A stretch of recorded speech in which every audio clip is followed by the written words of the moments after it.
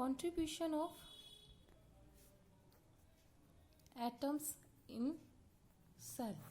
As we study that we have SCC, BCC, FCC और H centred, हमने इनको study किया है.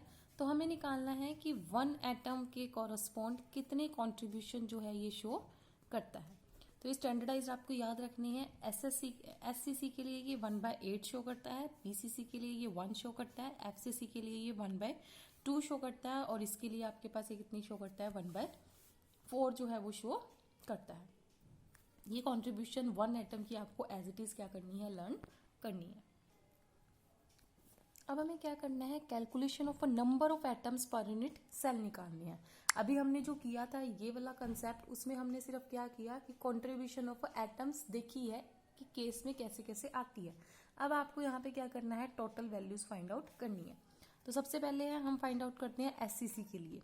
तो आपको पता है कि एससीसी मतलब प्रिमिटिव सेल. प्रिमिटिव सेल में आपके पास जो इलेक्ट्रॉन जो पार्टिकल्स है वो सिर्फ कहाँ पे आए थे, कॉर्नर्स के अंदर, सिर्फ कॉर्नर्स में आपके पास एटम्स थे. तो एसएससी के अंदर हमें पता है टोटल 8 एटम्स होते हैं और एक की कंट्रीब्यूशन कितनी है 1/8. तो जो टोटल आएगी वो कितनी आ जाएगी 1/8 इंटू में 8 दैट इज 1.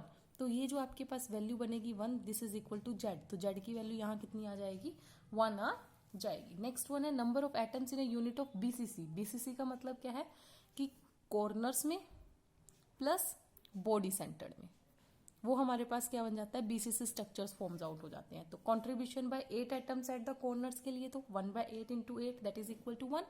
कंट्रीब्यूशन अगर आपको बॉडी का देखना है तो वो क्या रहता है 1, क्योंकि हमने अभी यहाँ पे स्टडी किया था कि बीसीसी में बॉडी सेंटर्ड के लिए जो कंट्रीब्यूशन आता है वो कितना आता है 1 आता है.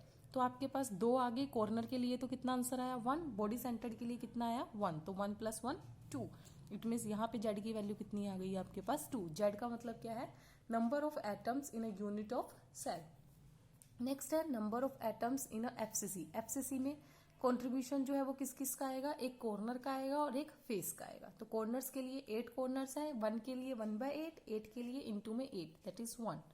Contribution by atom on face, 1 atom के लिए कितना होता है 1/2, लेकिन एक क्यूब के कितने फेसेस होते हैं 6, तो 1/2 इंटू 6 दैट इज 3. तो आपके पास 3 आ गए. तो एफसीसी में इन दोनों को क्या करना पड़ेगा, ऐड, बिकॉज एफसीसी स्ट्रक्चर वो स्ट्रक्चर होता है जहाँ पे कॉर्नर्स के साथ साथ हर फेस पे भी एटम्स क्या होते हैं, प्रेजेंट होते हैं. तो यहाँ पे जेड की वैल्यू कितनी आ गई 4 आ गई आपके पास.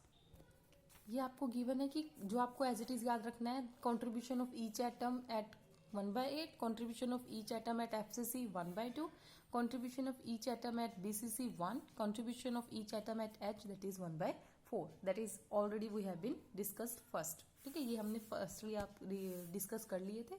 अब नेक्स्ट आता है कि इनके बेसिस पे हमारे पास न्यूमेरिकल किस तरह से आएगा. कहता है a compound formed by the element A and B.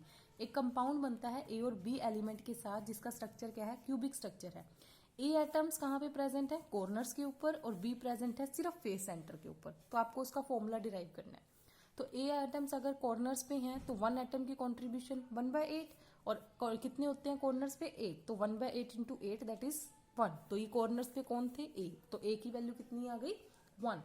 अब बी की क्या पूछी है उसने, फेस सेंटर पे, सिर्फ फेस सेंटर रिप्रेजेंट किया उसने, एफसीसी नहीं लिखा.